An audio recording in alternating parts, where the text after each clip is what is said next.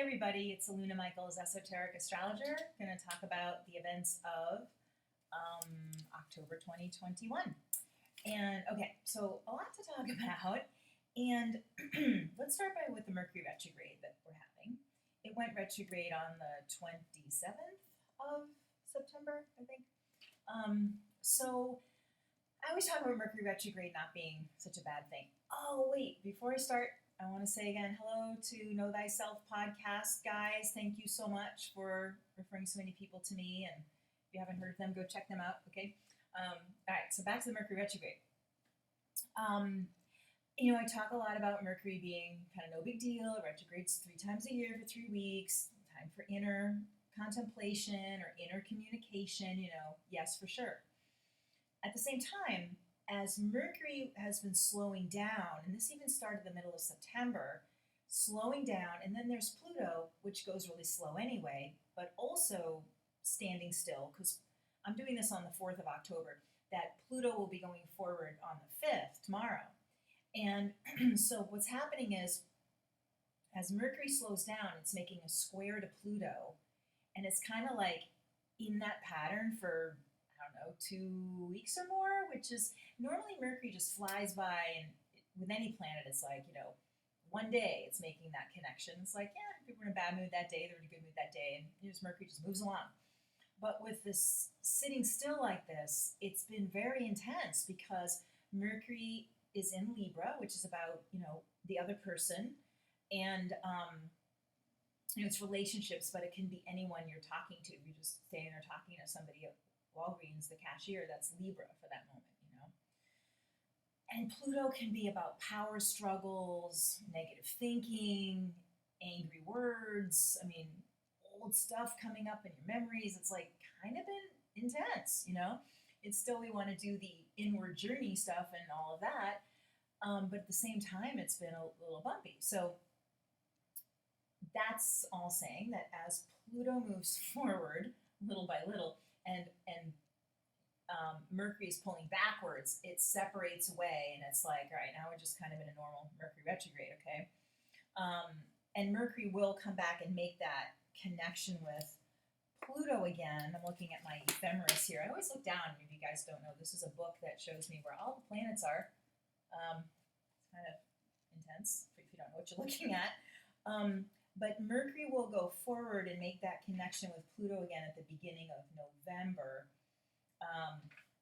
But it's only like for a day. So we've done the hardest part of that. Interestingly, when Mercury does go forward, it's going to be on the 17th of October. And at that point, Mercury's still retrograding back, still in Libra, making a trine, which is an easier flow of energy, with the planet Saturn. And so very different story when we go forward. There's a connection, kind of an obscure sort of connection between Saturn and Libra. We say that Saturn is exalted in Libra, even though Saturn is connected with Capricorn. There's like a little hidden friendship between Libra and Saturn. So to have Mercury, the thinking planet, balancing out with level-headed Saturn, it's so much easier. So let's say you're struggling with communicating with somebody, or just, whatever it is, even something within yourself right now. Just kind of being patient with it and trying not to push for a solution if you don't have to have solutions right away. And it can be just like, oh, it just happened, and that was easier, as the Mercury works with the Saturn in that positive way when it does go forward. Okay, and I think I've said before that the outer planets like Uranus, Neptune, and Pluto, and really even Saturn, Jupiter, and Saturn as well, they all retrograde once a year and go forward basically once a year. So this month of October, we've got, of course, the Mercury going direct, and then Jupiter goes direct, Saturn goes direct, and Pluto, like within like a week basically of each other. So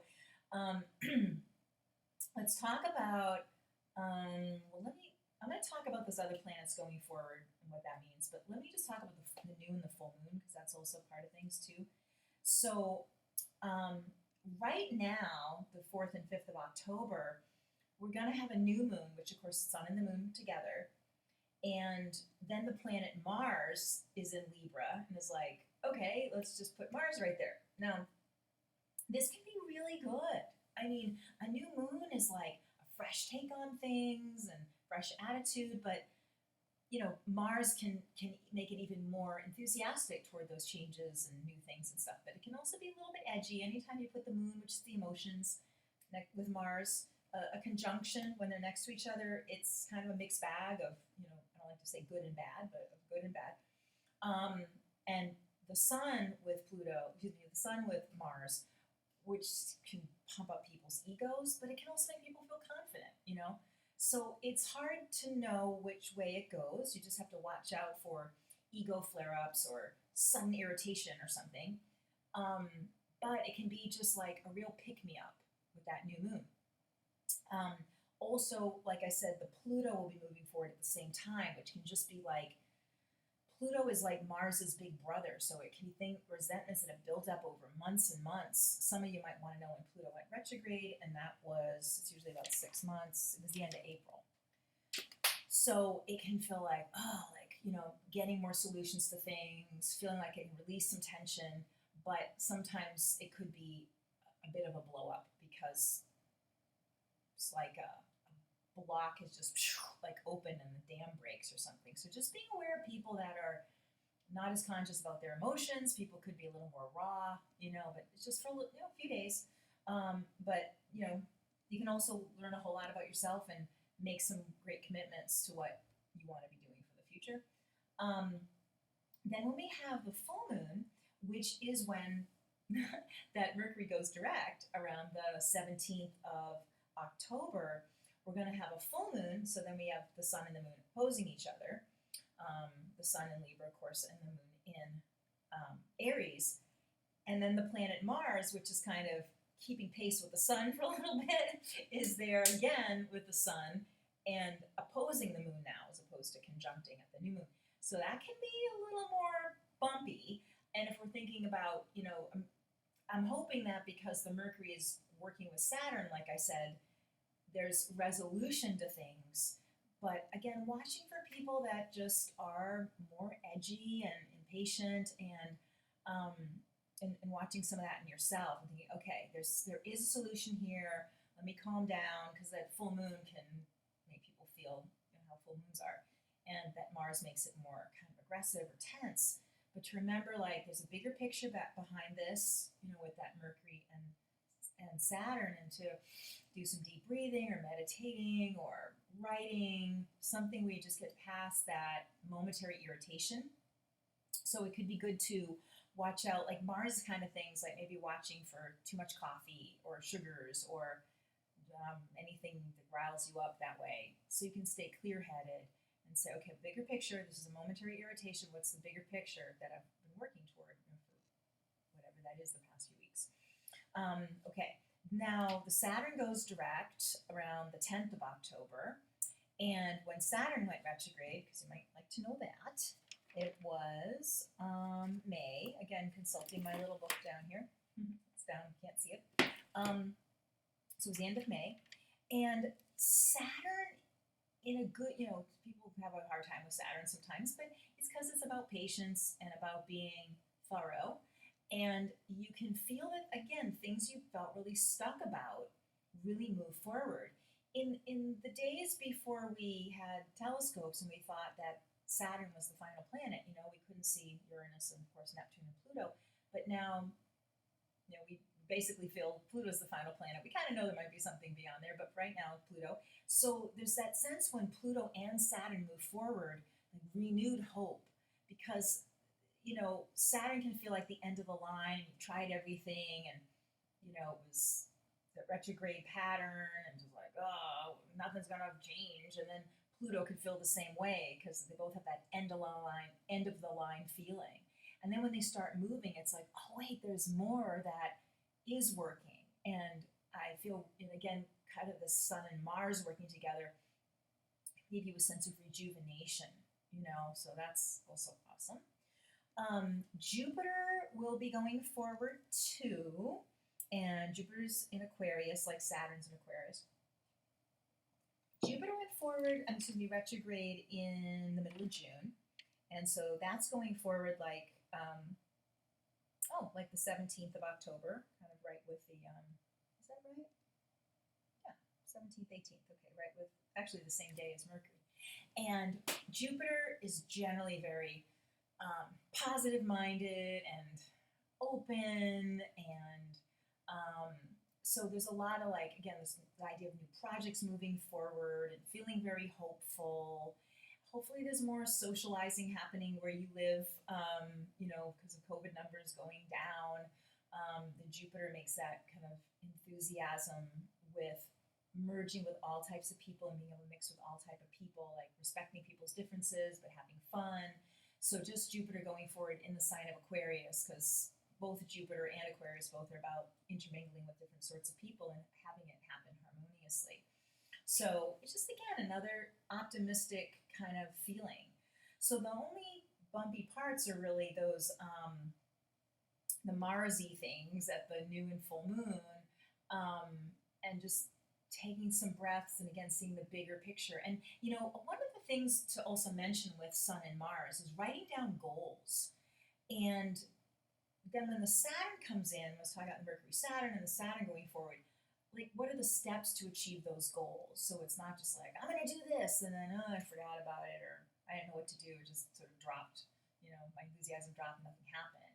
But to kind of think what makes you feel the most passionate, what would you like to accomplish? And then Saturn can help by seeing slow, steady steps along the path to achieve that.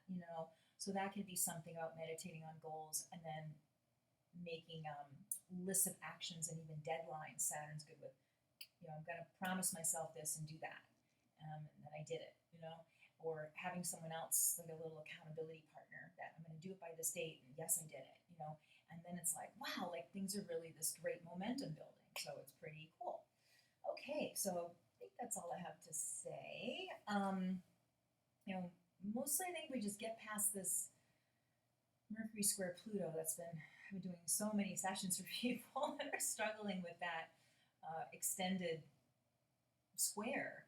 And, sorry, one last thing about that is really cultivating self-compassion, to the reactionariness you may be feeling, or the impatience, or bummer thoughts, or whatever. Just really giving yourself a sense of soothing, because it could end up being very judgmental towards yourself. So you feel bad and then you judge yourself and feel worse. So starting with that self-compassion and knowing there's a lot that's unfolding throughout the month that's, forget all about the beginning of the month, probably whatever's happening now. But one of the things that is good about the Mercury Pluto is when you feel like a nagging feeling you're not doing something you should, and not so much being mad at yourself, but saying, this is really important to me, and I feel bad I'm not doing it. I feel bad I'm not losing weight. I feel kind of bad that I'm not looking for a new job and just, struggling through. Like, what could I do for myself? So in a way, that extended square makes it feel like this is really unacceptable to me now. It's very painful. I don't deserve to live in a painful situation. What can I do to get beyond it? So in that regard, something that you've been complacent about, the Mercury Pluto, it just like just drills in your head, and that actually can end up being a good thing. And getting in touch with your needs and the goals, which is going back to that Mars stuff. So yay. Okay. So if you want a session with me, alunamichaels.com. You can text me 248-583-1663. I've got my email down there in the comments of YouTube. Hope all you have a great October, and I will see you in November and talk to you soon. Bye-bye for now.